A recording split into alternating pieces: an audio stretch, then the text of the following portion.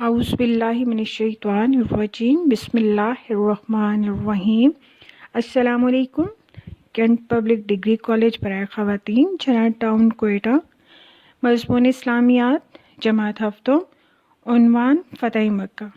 سب سے پہلے اس کا تعارف کہ اللہ تعالیٰ نے انسانوں کی ہدایت کے لیے نبیوں اور رسولوں کو مبعوث فرمایا۔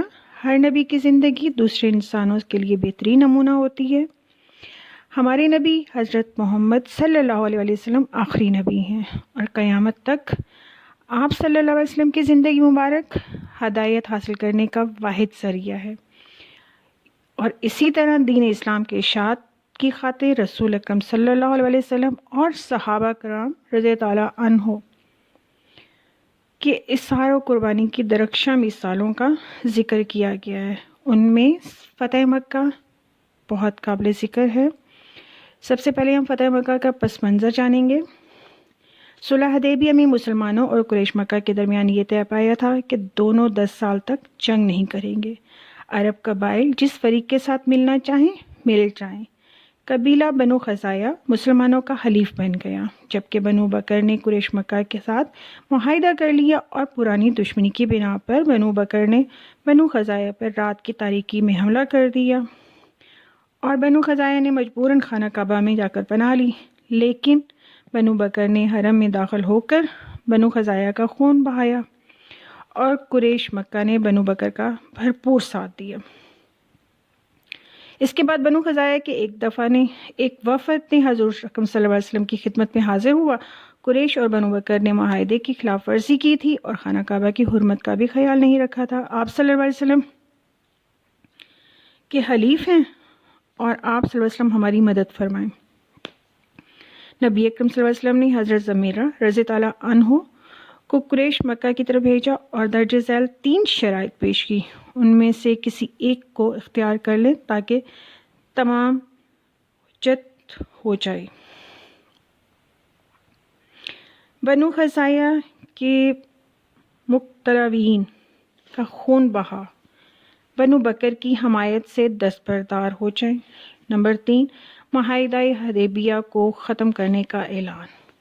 قریش نے جلد بازی کا مظاہرہ کرتے ہوئے تیسری شرط قبول کر لی۔ جلد ہی قریش کو اپنی بدعہدی کا احساس ہو گیا کہ انہوں نے ابو سفیان کو اپنا نمائندہ بنا کر مدینہ منورہ بھیجا تاکہ حدیبیہ کے معاہدے کی پھر سے تجدید کرے۔ ابو سفیان رضی اللہ عنہ آپ صلی اللہ علیہ وسلم کی خدمت میں حاضر ہوئے۔ آپ صلی اللہ علیہ وسلم نے کوئی جواب نہ دیا اور اس کے بعد وہ کئی صحابہ کرام رضی اللہ عنہ سے ملا، لیکن صلح کی کوئی کوشش میں بھی کامیابی نہ ہوئی اور وہ خالی مکہ مکرمہ واپس لوٹ گئے۔ اس کے بعد اسلامی لشکر کی مکہ مکرمہ کی پیش قدمی۔ رسول اکرم صلی اللہ علیہ وسلم 10 رمضان مبارک 8 ہجری کو مکہ مکرمہ کی جانب روانہ ہوئے۔ آپ صلی اللہ علیہ وسلم نے 10,000 صحابہ کرام آپ کے ساتھ تھے۔ حضرت عباس بھی مکہ مکرمہ میں مقیم تھے، اپنے اہل و عیال سمیت ہجرت کر کے مدینہ کی طرف آ رہے تھے۔ انہوں نے اپنے اہل و عیال فیملی کو بھیج دیا اور خود ساتھ شامل ہو گئے، اور اسی طرح مکہ بھی تھوڑے فاصلے پر ہی تھا کہ تمام فوج نے الگ الگ جگہ پر آگ جلا دی اور قریش کو لشکر اسلام کی روانگی کی اطلاع پہنچ چکی تھی۔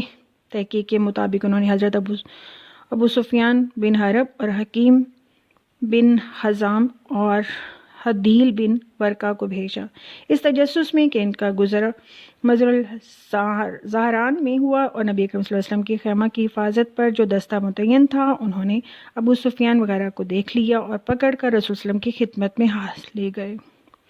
حضرت صلی اللہ علیہ وسلم نے ابو سفیان کو اسلام کی دعوت دی اور ابو سفیان نے آپ صلی اللہ علیہ وسلم کی دعوت قبول کر لی اور ایمان لیے۔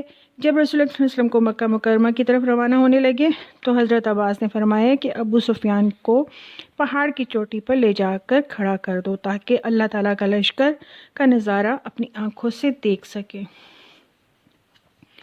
آپ صلی اللہ علیہ وسلم نے ابو سفیان کو عزت دی اور فرمایا کہ جو کوئی ابو سفیان رضی اللہ عنہ کے گھر پناہ لے گا اسے امان ہوگی۔ اس کے علاوہ جو ہتھیار ڈال دے گا مسجد حرام میں داخل ہو جائے اور اپنا دروازہ بند کر لے، اس کو بھی امان ہوگی۔ حضرت ابو سفیان رضی اللہ عنہ تیزی سے مکہ مکرمہ پہنچے. حضرت صلی اللہ علیہ وسلم کی طرف سے امان کا پیغام لوگوں کو دیا گیا اور قریش مکہ کو بتایا کہ ان میں مسلمانوں سے لڑنے کی ہمت نہیں. اس کے بعد مسجد حرام میں داخلہ. حضور اکرم صلی اللہ علیہ وسلم انصار مہاجرین کے ساتھ مسجد حرام کے اندر تشریف لے گئے. حجر اسود کو چوما اور اپنی اونٹنی پر بیٹھ کر اللہ کا طواف کیا.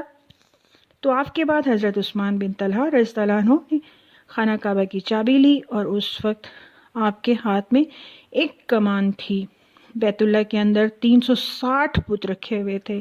آپ صلی اللہ علیہ وسلم نے اسی کمان سے خانہ کعبہ کے اندر رکھے ہوئے تمام بت گرا دیے اور بتوں کو ٹھوکر مارتے جاتے رہے اور کہتے رہے جاء الحق وزهق الباطل ان باطل کان زہوقا. حق آ گیا اور باطل مٹ گیا، بے شک باطل مٹنے ہی والا تھا. آپ صلی اللہ علیہ وسلم نے خانہ کعبہ کے اندر تمام نماز ادا کی اور باہر تشریف لائے اور قریش مسجد حرام میں صفیں باندھے کھڑے ہوئے تھے. آپ صلی اللہ علیہ وسلم نے اللہ تعالیٰ کی حمد و ثنا کے بعد قریش سے فرمایا کہ قریش کے لوگوں، تمہارا کیا خیال ہے کہ میں تمہارے ساتھ کیا سلوک کرنے والا ہوں؟ وہ بولے اچھا، آپ شریف بھائی ہیں اور شریف بھائی کے صاحبزادے ہیں. آپ صلی اللہ علیہ وسلم نے فرمایا تو میں تم سے وہی بات کہہ رہا ہوں جو حضرت یوسف علیہ السلام نے اپنے بھائیوں سے کہی تھی. آج تم پر کوئی سرزش نہیں، جاؤ تم سب آزاد ہو. اس موقع پر آپ صلی اللہ علیہ وسلم نے عفو درگزر سے کام لیتے ہوئے قریش مکہ کو معاف کر دیا اور خانہ کعبہ کے تمام بتوں سے پاک کر دیا. آپ صلی اللہ علیہ وسلم کے عفو درگزر اور رحم دلی کی قریش مکہ میں بھی ایمان لے آئے. آپ کا رویہ دیکھ کر قریش بھی ایمان لانے پر مجبور ہو گئے. اس کے بعد اس کے تفصیلی کوئسچن ہیں، پھر مختصر سوالات ہیں اور پھر خالی جگہ پور کرنی ہے،